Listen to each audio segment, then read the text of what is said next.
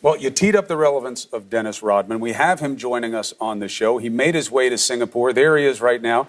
Good to see you again, my friend. Dennis, can you hear me? I'm too tired. How you doing, guys? It's good. Do you have, what does your hat say? What's my hat say? Oh, good. Now I can see it. Let's so you make have America great again. All right. You got it right there? You got it? I got it. Thank you. So you made your way to Singapore. How important is this to you? You talked a lot about the prospects for peace when we spoke several years ago. Did you think this moment would ever come? Well, in my heart and soul, when I first went to North Korea, I was very honored to even be selected to go there. And once I went to North Korea, I was didn't really understand what the old situation was as far as being over there. And when I first met Kim Jong-un, I was more like, I didn't know what to expect. You know, I didn't know who he was. I didn't know what he represented. I didn't know if he was someone important. But I knew something was going on. But once I got familiar with the culture and the situation over there, I got really used to being there. I felt like I was at home. Now, you know both men. You've spent time with the North Korean leader. You've spent time with Donald Trump. How do you think the two men size up in terms of how they might get along? Well, I think the fact that Donald Trump would understand the fact that the people of North Korea have a heart, they have soul, charisma, and they love each other. And I think the fact that Kim Jong-un and his family understands that. I think that President Trump should understand the fact that the reason why the Marshal of North Korea respects Dennis Rodman is the fact that he trusts me. And I gave him something for his birthday, and I thought I couldn't pull this off. And I said to him on the day before his birthday, I said, I'm going to give you a present. And he said, what is that? I said, I'm going to bring a basketball team, professional basketball team to you. He said, can you do that? I said, yes, I can. Even though I knew I couldn't do it, I said, if I fail now, it's going to be a problem. So basically, I got a lot of people together. I got Popcorn here, helped me out, my sponsor. Thanks to those guys. And it happened, and Kim Jong-un came to me and said, Dennis, you know what? This is the first time someone's ever kept their word to me and my country. And I looked at him, I always got emotional, but I said, wait a minute, hold on. He said, someone's never kept their word to you and your country? He said, yes, this is the first time someone's ever suggested that. And I came through, and I think that he really appreciated that, the fact that he's not normally hearing someone that's trustworthy. And I think that country is normally hearing people that's always lying, deceitful, and not trustworthy. And I think that if Trump goes in there with a great heart, with his heart on the table, and let Kim Jong-un see him, really emotional as far as like speaking to him. It ain't got to be about war. It ain't got to be about hatred or what happened in the future or in the past, the past. We'll move on to the future. And I've told people about Kim Jong-un. He's all about the 21st century. He's trying to progress his country. And Donald Trump is going to do a great job is try to reach out and make sure that our hands, Americans, our hands are always open, because as Americans, we have let so many people around the world join us to be happy in one country, that's the United States. And now we have really put ourselves on a line to reach out to North Korea, and they've been so gracious to me, my family, and the United States. So let's make this happen. If Trump could pull this off, more power to him. Dennis, did Kim reach out to you, or any of his people reach out to you? The president's people, anybody reach out to you for insight into the other side? Well, you know what? I've talked to those guys the last 5 years. Which guys? And I talked to Kim Jong-un and an administration over there 5 years ago. And he asked me 5 years ago, we sat down for lunch. And he sat down and asked me, hey, Dennis, I would like to ask you three things. If you go back to tell the President of the United States these three things, and I would be willing to talk to him. And this is a true story, and I got my people here that was there that heard the conversation. He said things like, if they can move the ships back from South Korea, I would do what I have to do to listen. If you can move certain things or do certain things, I will listen. My ears will be open. And I tried to do that to Obama. And Obama didn't even give me the time of day. I asked him, I said, I have something to say from North Korea. He just brushed me off. But that didn't deter me. I still kept going back. I kept going back. I showed my loyalty and my trustworthy to this country. And I said to everybody, I said, the door will open. I remember you saying it. I remember you saying it. Let me ask you something. Does Kim understand English, Dennis? No, it was amazing. It's amazing. It's amazing. When I said those things, when I said those damn things, when I went back home, I got so many death threats. I got so many death threats when I was sitting there protecting everything. And I believed in North Korea. And when I went home, I couldn't even go home. I couldn't even go home. I had to hide out for 30 days. I couldn't even go home. But I kept my head up high, brother. I knew things were going to change. I knew it. I was the only one. I never had no one to hear me. I didn't know one had to see me. But I took those bullets. I took all that. I took everything. Everyone came at me, and I'm still standing. And today is a great day for everybody. Singapore, Tokyo, China, everything. It's a great day.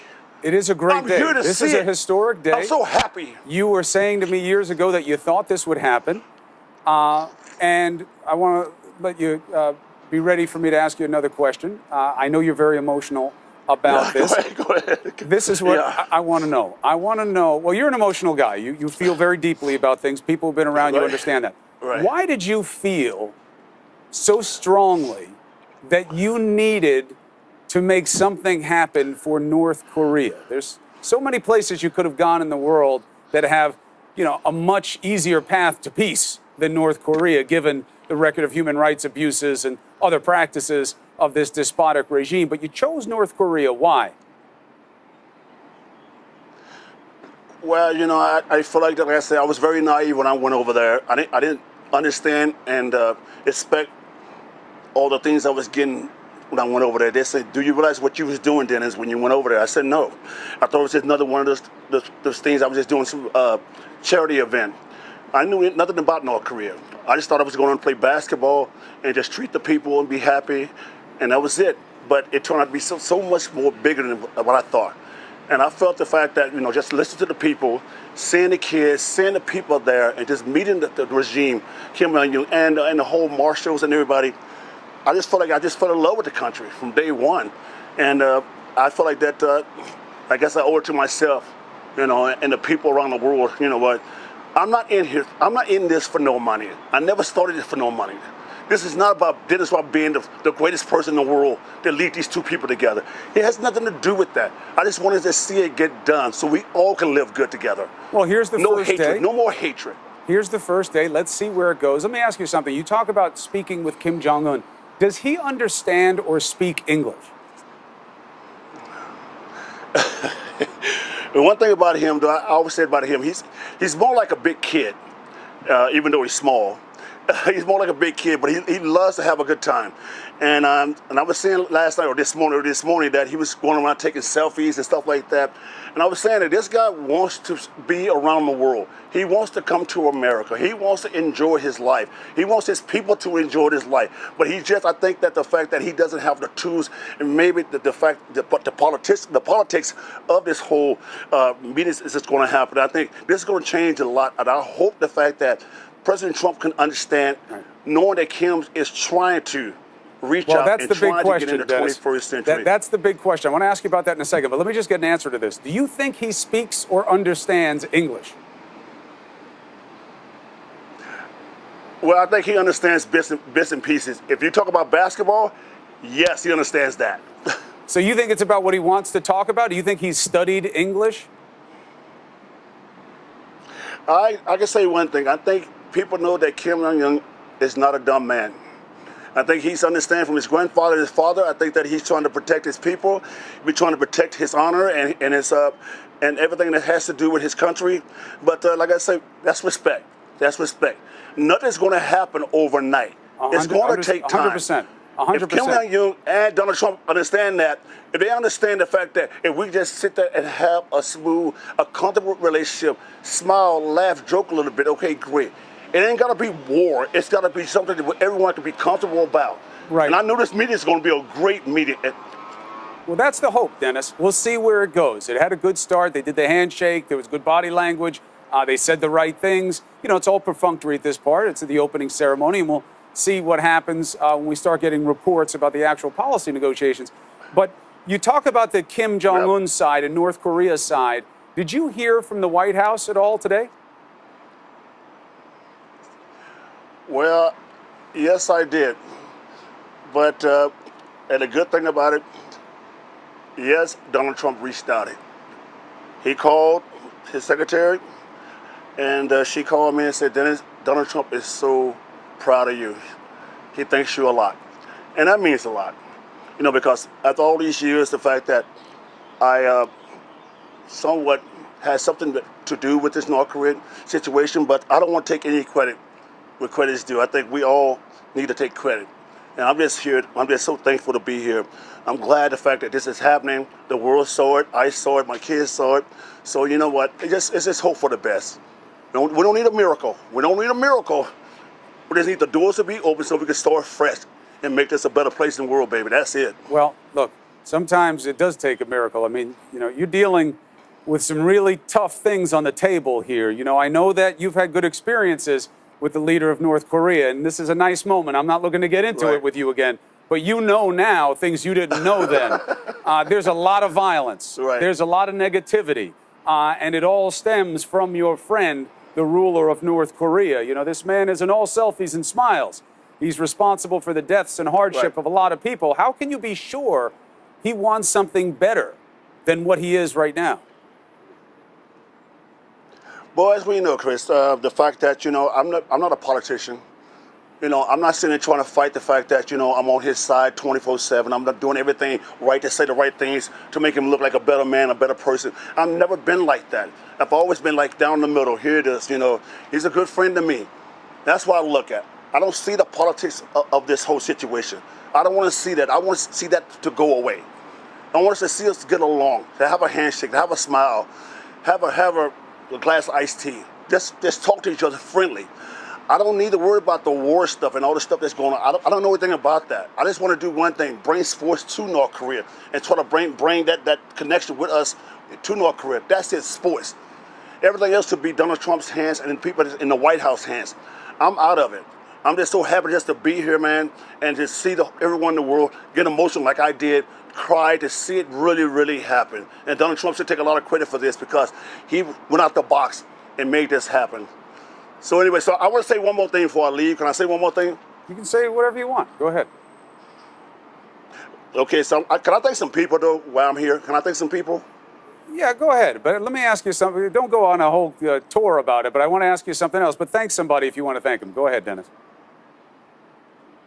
All right, so, you know, I just say thank, you know, all the good people that's really stood by me. Darren Prince, you know, Vo, all the guys that went with me to North Korea. You know, I'm thinking Chuck Daly, I'm thinking Phil Jackson, I'm thinking Jeannie Buss, I'm thinking, you know, Pete Giannopoulos, I'm thinking Eddie Vedder, the Pro Jam, everybody that supported me with through all these things. So, you know, I think my kids, they still with me after all these years, all the things I've done up and down, they still with me. You know, I just want to thank everybody, man. And plus, you know what, I'm thinking these guys at Popcorn that supported me through this whole venture. I got you. We see the shirt there. Goes. You got a good outfit. You got Trump on the top. You got Popcorn on the bottom. Let me ask you one more thing. You think there's any chance that you might have a role in this process? Has anybody reached out to you or given you reason to believe that whether it's the North Koreans or it's the Americans, that they may reach out to you as some type of resource here, something that is part of this mix going forward? Well, you know what, like I said, that's not my job. I wish that the fact that people would quit putting me in that title role, the fact that I should be involved with this whole politics stuff. I just want to be involved with the sports aspect. And if they can use me in that direction, maybe I can have some type of common sense to shine some light on what's really going on in North Korea. If Trump want to come ask me about certain things, he'll probably figure it out today, and I hope he does. But if he want to ask me one-on-one, I'm willing to do it. So, like I said, I know a lot of things, but like I said, this is Trump and Kim Jong-un's day. This is the world's day. It's not my day. I just came here because I wanted to see face-to-face in my own eyes. So thank you guys for having me on in the world. Thank you guys. I'm going to do more important things down the road. Please. Well, Dennis. Step behind me. Be behind me. Dennis, it is good to see you. I'm glad you are well. I know that you're on your own journey. Stay healthy. Stay happy. And Right. please let us know what you find out Roger. about this process. It's good to see you, Dennis Rodman, in Singapore. Thank you. All right, thank you, brother. All right. All right, brother. Jim Clapper, we're looking at the moments earlier. It is bizarre, to say the least, but here I am next to the Director of National Intelligence, former Director for the government, and Dennis Rodman, also known as the Worm for how he played basketball. He is our best resource at this point right now for understanding the minds of the two men, especially Kim Jong-un. I agree, Chris, and I tell you, As weird as that is, as weird as it to is, say. and They made a movie about that. This whole and thing, this is still weird. This whole thing is unconventional, and believe me, I saw Dennis Rodman I'd never seen before in the course of that interview, and you drew that out of him. There's a lot more depth there than I think meets the eye. And he does understand Kim Jong-un, and all of the rest of us pundits who are kind of amateurs and haven't had that direct contact like he has,